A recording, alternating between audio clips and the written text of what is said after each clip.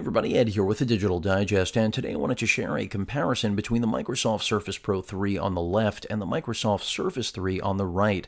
Now, the first thing that most consumers will notice as well as assume is that the brand new Surface 3 that launched on May 5th of this year is really nothing more than a smaller, less expensive version of the older, exactly 1 year older Surface Pro 3 that I have here on the left. And while that is partially true, through the course of this review, you'll find out which tablet is really right for you. At least that is the goal. In terms of pricing and specifications, the Pro line, of course, is more expensive. You're getting a larger display, more powerful internals. Even though these look a lot alike, I can assure you the Pro line is better in every single way, as long as you are not prioritizing, of course, first and foremost, your budget, because that's where the Surface 3 does best the Pro 3 lineup. And then secondly, beyond the budget is obviously the form factor. If what you're looking for is the Surface Pro 3 in a smaller form, this does accomplish that, but not the computational capability.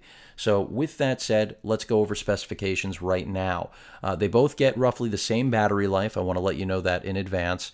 They're very close at least, so for those of you wondering, question answered right out of the gate. $799 suggested retail for the Core i3 version of the Surface Pro 3, which launched in August of last year, which is what I have here for this comparison. 64 gigs of internal storage, 4 gigs of RAM, every other component and element exactly the same as every other configuration that goes all the way up to that $2,000 mark in the Surface Pro 3 lineup that began in May of last year. In terms of the 12-inch display you're getting here, 2160 by 1440 resolution. Overall weight of this device, 1.76 pounds. It does have a kickstand that can fully, basically infinitely move almost completely to a flat position, something you're not going to get with the Surface 3. So not only are you getting a larger display with higher resolution, but more, again, power with that processor and more versatility with the kickstand, and really, again, more of a laptop replacement than I think what the Surface 3 has to offer. And that's not to say that the Surface 3 cannot replace a laptop. Because it can. Again, it really relates to what type of user you are. And the $799 price point here on the left has been lower.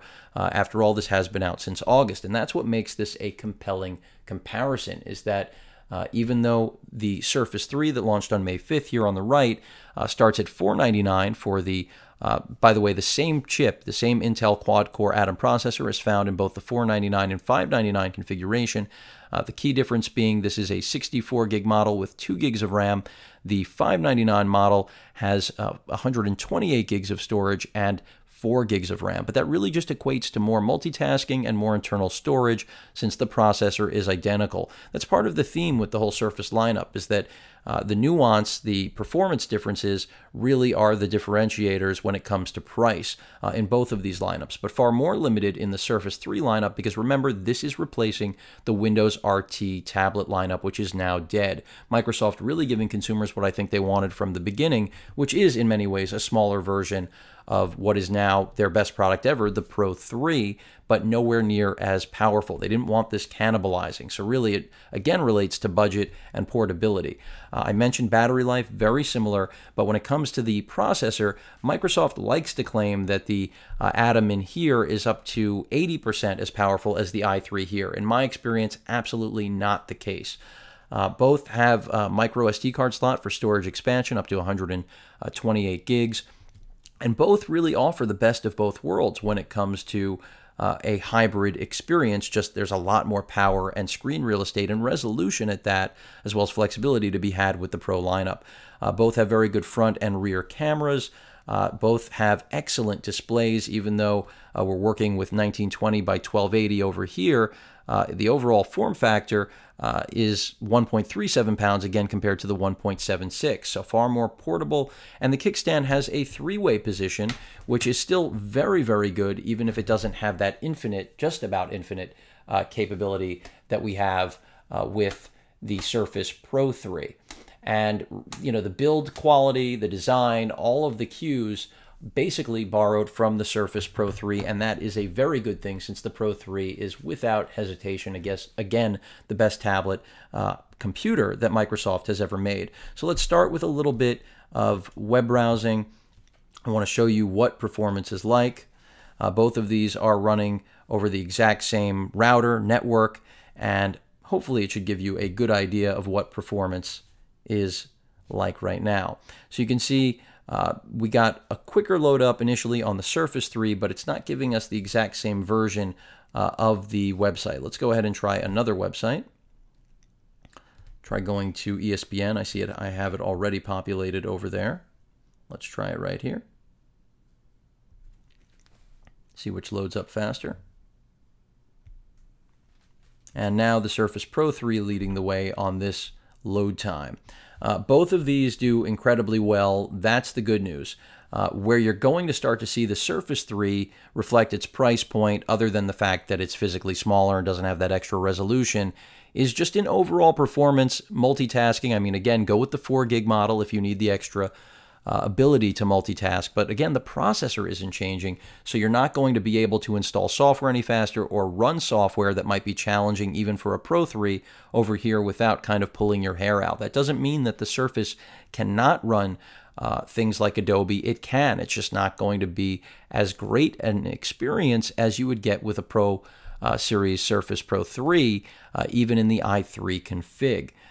In terms of other things you should be aware of, I mean, again, web browsing, great. You'll get 7 to 8 hours on either of these tablets, depending on where you leave brightness. Not quite the 10 so far that I thought I was going to be able to get with the Surface 3, but still very impressive for a Windows 8.1 64-bit full experience, even with an Atom processor. And again, at a $499 price point, really killing everything else in the mobile market, unless you frankly have to have a mobile centric tablet built around a mobile OS, which I would never prefer, but there are those of you that clearly will. This option didn't exist until this offering, so I couldn't say that until May 5th of this year, of 2015. But everything runs exactly as you would like, which is great to see, and that's exactly what I was after in looking at something like this. You know, there hasn't really been a fantastic $500 option until now. And even though it doesn't come with the pen or the type cover, which a lot of people like to complain about, no tablets at that price point come with those accessories, so I'm not sure what they're really looking for. So you can see a little bit more of the resolution here on the left with the Surface Pro 3. Both are very responsive. Both are never going to give you an issue with web browsing. And again, I'm nowhere near the router, so I haven't noticed with either of these models any real problems with Wi-Fi connectivity. They both have Bluetooth 4.0 support, no NFC, no GPS, but that's because these are computers. They're laptops. Even though they look like tablets, even the Surface 3 with its low-powered Intel Atom quad-core chip, it's still a computer at the end of the day, granted more of a netbook experience. And that's why in my update I said you have to respect the limitations of what something like this can do. So even though it looks and feels like a Surface Pro 3 in a smaller form factor, its performance certainly reflects that it is not. And that's because it simply is more along the lines of the power and performance of something that you traditionally would find in the mobile OS market within the realms of Android. I won't stretch it to Apple, but of course many consumers will make that comparison. I just can't, because this and Android tablets are capable of far more than tablets that really are in a closed system to no end. But I don't want to sidetrack too much here. A little more browsing. Both have great speakers, by the way, so that's not an issue at all. Let's go to the New York Times here. And see here the Surface 3 seems to be ahead of the Surface Pro 3. And that's a testament to how solid performer this is at $499 or $599, depending on the spec that you want to go with. But when I say that the internals are inferior, despite how similar they look and both have great screens, they did not in any way neglect the display here, even though it's lower res. That's really just a matter of the fact that it's smaller. The pixel density is still great. In fact, in this video, they're both at 100% brightness. I think the Surface 3 might look a little bit better than the Surface Pro 3, even though it's higher res. And adaptive brightness is disabled on both of these, by the way. But what I wanted to point out is that even when it comes to the internal storage, you're getting inferior internal storage here than you are with the Pro 3. You're getting something far faster. The internal storage here is flash storage as opposed to basically SSD performance storage with the Pro 3. So in every element, every area, the hardware is internal with the Pro 3 than it is with the Surface 3 lineup. But again, that should be obvious based on price, but I know most consumers aren't going to think that simply because they look so much alike and they think they're paying less just because it's smaller. That is not the case. I will continue to remind all of you that over and over again. So let's go over the ports. And again, you have front-facing camera, 3.5 megapixels, 8 on the rear. In terms of what you're going to see on the left-hand side, basically nothing. Very clean industrial design. I'm going to actually move the Surface Pro 3 out of shot here for a second. Start off with the top of the tablet. You can see the power button as well as the volume rocker right there. So very clean industrial, like all of the Surfaces in days past, but specifically a lot like the Surface Pro 3. The right-hand side of the tablet, this is where everything is going on. We've got a display port for video out. We have a USB 3.0 port, which is not self-powering like the Surface Pro 3. That's one of the disadvantages of the Surface 3, another one. A micro USB for charging, which is a great convenience in theory, but considering the only micro USB charger you're going to want to use with this is the included one, it isn't such a great convenience. More of a bragging right than an actual real-world usable specification, in my opinion, or experience so far, considering it is such a trickle charge, even no matter what micro USB cable you use. So you're going to want to stick to the included power brick. The good news is the included power brick is more along the lines of what you'd find with a mobile tablet. So it's tiny compared to what you would need to use with the Surface Pro 3 or any other solution in this class. You've got the dual mic and headphone jack, and then of course that 3-way positional kickstand that I mentioned before, and your micro SD card slot for storage expansion. On the bottom of the tablet, we have that pogo port, the magnetic port for attaching the keyboard, and as well as when you dock this thing, it's just a great all-around unit. Granted, I think that the dock is a little expensive for a unit that starts at $499 and tops out at $599, but Microsoft knows that this is really a perfect solution for students or people that really are just looking for something smaller and don't require anything more than basic web browsing, media consumption, and the ability to run all of their Windows software that isn't intensive or too processor heavy.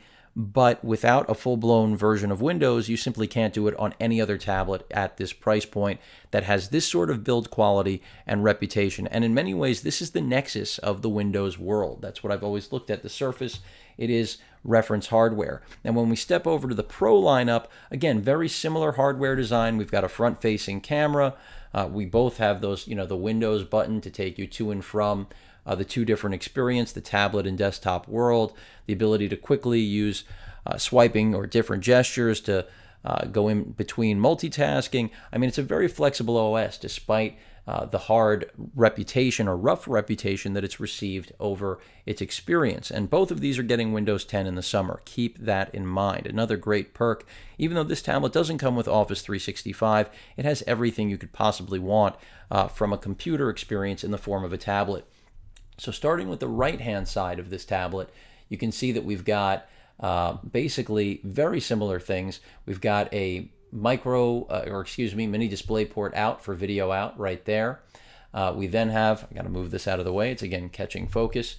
We then have our full-size USB 3.0 port, which key difference, as I mentioned before, you can use this to power something like a portable hard drive that the Surface 3 is going to have an issue with, at least in my experience, but that is on a case-by-case basis depending on what type of draw your peripheral has. Then you have the charging port here, which is not micro USB, but rather a proprietary one, but again, arguably the best that the Surface lineup has ever seen. It doesn't scratch the tablet. It's not tough to line up. It just basically jumps in there and you're good to go.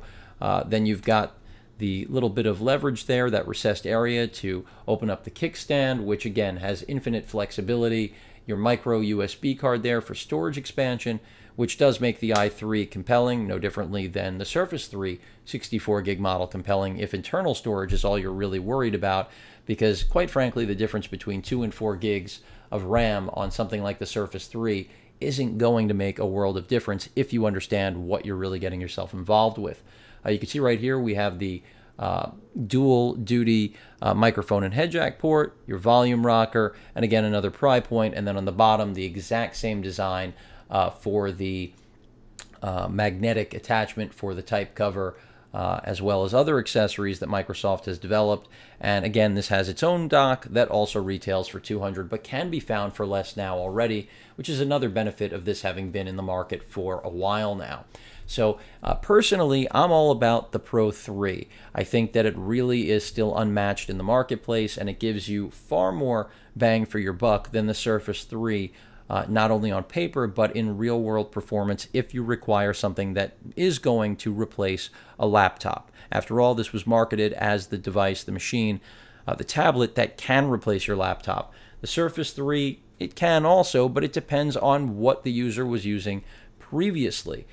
Because that Atom processor is not going to outperform a whole lot other than its Bay Trail predecessor, that's still something important, but there are less expensive options out there from other manufacturers that I think a lot of people are going to consider. The one thing I can reassure you is none of them will come close to the overall build quality and, in my opinion, performance that you're getting with something that's really, again, reference in both of these products, specifically, again, in the now really unmatched, much like the Surface Pro 3, Surface 3 at that $499 price point. In terms of battery life, I mentioned basically a wash, but the charge time significantly longer on the Surface 3, and that's because it does stick to, again, something that I would liken to a mobile OS micro USB based charging system.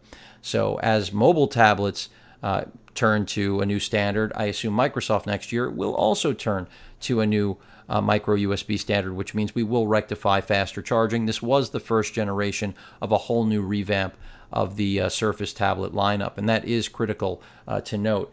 In terms of other things I want to point out, the ecosystem. When you're talking about what you can do with these computers, you do have the whole desktop experience, and it is a great thing to have, no question about it. I mean, personally, I can't compare these to anything else because they bring together the best of both worlds and do it better than anybody. And a lot of competitors, whether it's Asus, whoever your pick is, there are a lot of options out there for hybrids, but none of them are built as well and have the same reputation and, as in my opinion, as good a company standing behind the product. Any issue I've ever had with a Surface, I can go to my local Microsoft store and they're going to get me out of there usually same day with a refurb, a replacement, or give me an option to get a higher end model and still give me credit for my original purchase, which says a lot about the length to which Microsoft is willing to go to make Surface buyers happy. So that's another good thing to note, and I'm not saying that this is not a paid endorsement. No video on my channel ever has been or will be. And really what it comes down to, again, is pricing, portability, and what you need. If you know that you're not going to run any crazy software, then the Surface 3 is a very easy decision to make, as long as, again, you understand what that Intel quad-core Atom chip can provide.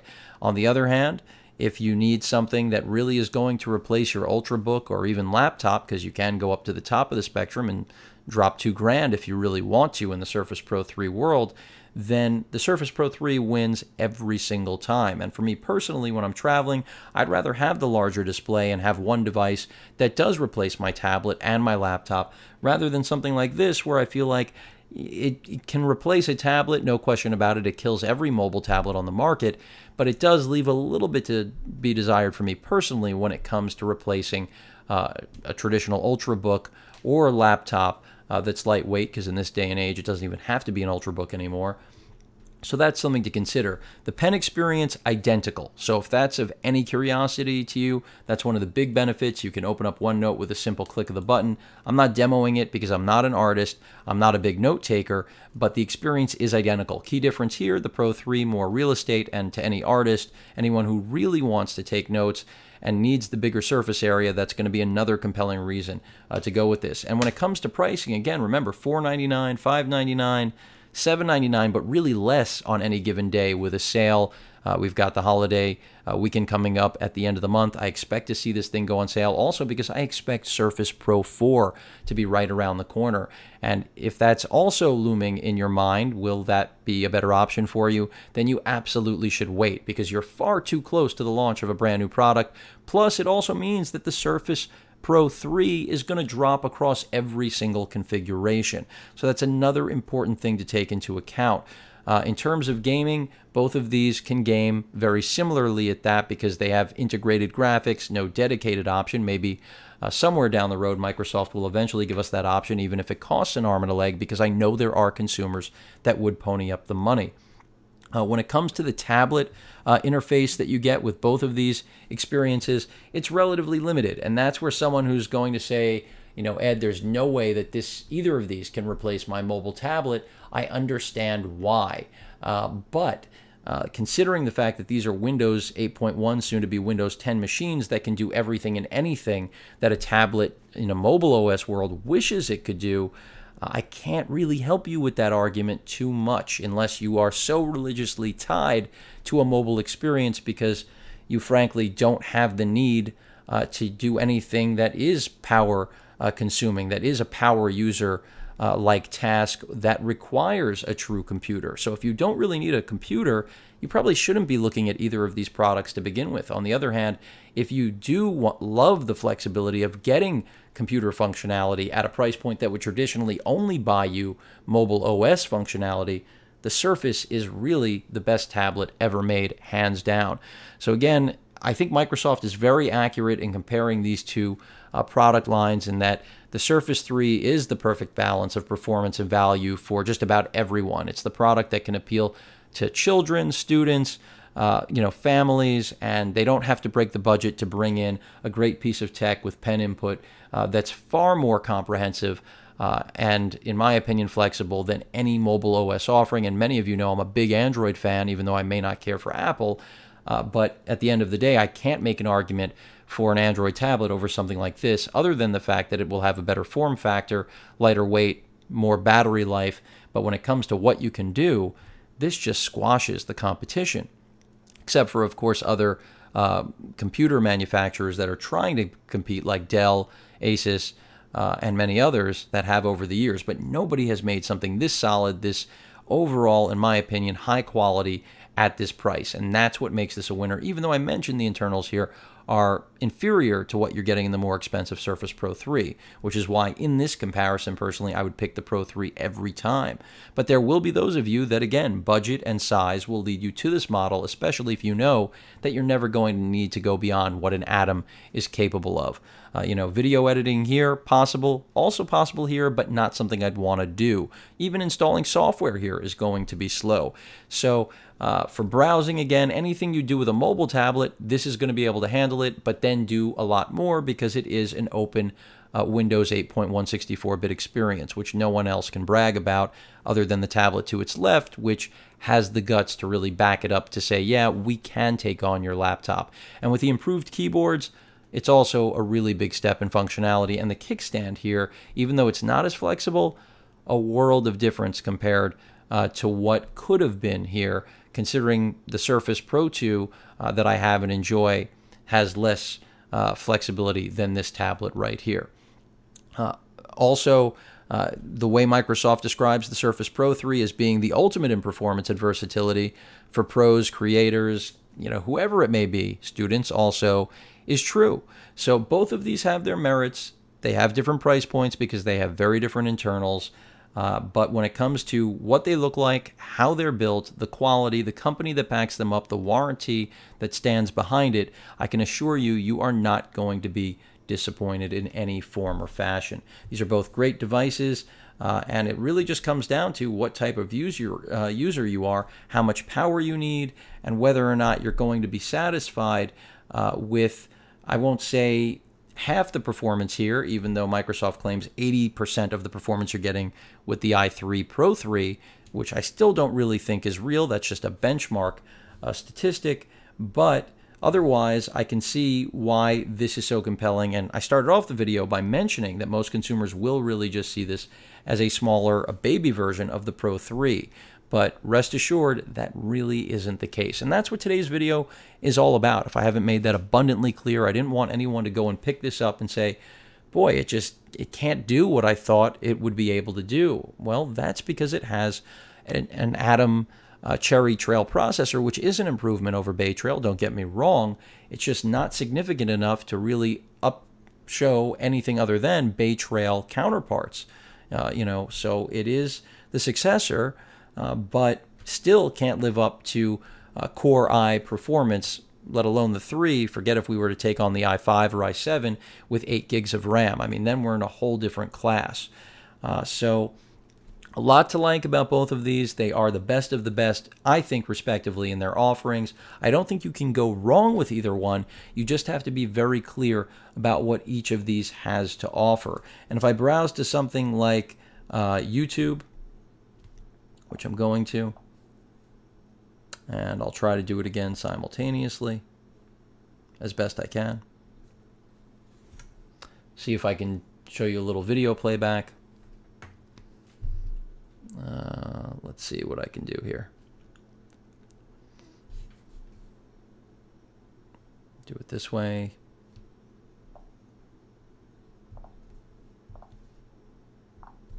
See what it takes to populate. Trying to keep up with what I'm doing on each screen here.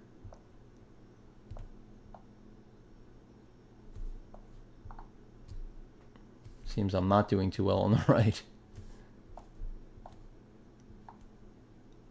So far, so good. I should populate now.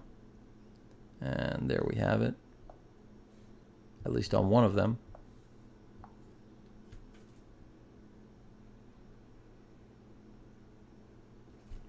And I could be using the pen, but for all intents and purposes, this is the route I wanted to go for all of you.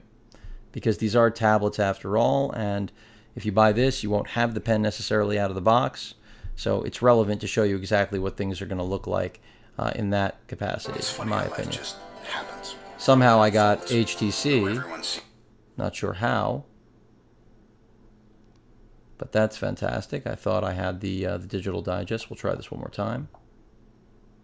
Be a little bit faster considering now I'm only doing it on one tablet. So let's go ahead and pull that up. Hopefully it cooperates. And I'll load up a video. Let's go with the Surface 3 update. Ed here with the Digital Digest, and today Dunkin's new vanilla coffee. And again, I'm nowhere near the router. Excused all the noise we're getting here. Devices you use most, whenever you need it, and virtually wherever you are. Introducing Dunkin's new coffee. Beginning with Word, Extra vanilla Excel. flavor can really taste. Hey everybody, Ed here with the Digital Digest. So if you're wondering right now whether or not this is worth the price of... Okay, so I've got them both on screen. And again, you can see that things look a little bit different. I have to say the display, I'm not going to say is more accurate on the Surface 3, but it would be interesting to determine the difference between the two. I haven't taken it that far yet. But let's go ahead and actually just check. Let's take this up to 1440p since we can't really support anything more. And here, let's take it up to 1080p since we can't really support anything beyond that. And let's see how things play. At $4.99. Update on my experience with the Microsoft Surface Surface every other tab. And I'm going to actually skip ahead. And let's see what kind of buffering we get. I'll do this one at a time. still has the best looking and highest res Super AMOLED that you're going to find, which differentiates it from the pack, but it does not differentiate it in the way. So it looks like, I mean, literally just about zero buffering here. Even though I'm pausing it. I mean, you're really not going to find a weakness on this tablet other than the limitations. And the audio is very loud. That's at 100%, by the way. Could possibly want on a mobile hybrid. Let me go ahead and fast forward this. It does challenge, I think, many of Microsoft's OEMs, which puts them in an awkward So you're not seeing any lag in terms of in the browsing, or rather jumping ahead in video, no buffering going on, and that's because both of these legitimately are, again, real computers. These are not tablets, even though this is. The idea here was that Microsoft wanted to ensure that the Atom driving this was not going to cannibalize their Pro line, and they made sure of it. So even though on paper, again, this can come close to the i3 in terms of performance, at the end of the day, if you really are going to do anything beyond light work, I would say office work, I included Adobe, but staying away from video editing, even though here I could actually still have enough processing power to at least, overlay 4K video with separate audio and publish a video for YouTube. I wouldn't want to edit it here. It would even be a little bit of a struggle to do it here, but it's still possible. And that for me is a key difference. But more importantly, I'm more drawn to the real estate here. If I was going to go with something smaller, I'd actually prefer to opt to go with something like the Surface Pro 2 at a discounted price, where even though it doesn't have the aesthetic, doesn't have as much battery life, but it's close, it has far more processing power. I actually prefer the Wacom pen or Wacom pen to the n-trig experience. Remember, Microsoft bought n-trig. That's why this became a staple in the Surface lineup, for those of you unaware. So hopefully that rounds things out in terms of what you need to know. Again, it's really all about budget and portability, and also what you expect to do with said tablet, and whether or not you need a laptop replacement or just a tablet replacement. That's my best way of putting it, but that doesn't mean for many people the Surface 3 will not be enough. At the end of the day, you already know I'm partial to the Pro 3 and really looking forward to the Pro 4, but the Surface 3, already I've considered dumping many mobile OS-driven tablets that I have here. Those of you that subscribe know how many I've gone through for something like this, because again, it's just far more versatile, even if it doesn't offer me any more actual horsepower than the balance of the mobile OS component and software-driven market has to offer. Any questions or comments, please feel free to post them. And of course, as usual, please feel free to subscribe. Later.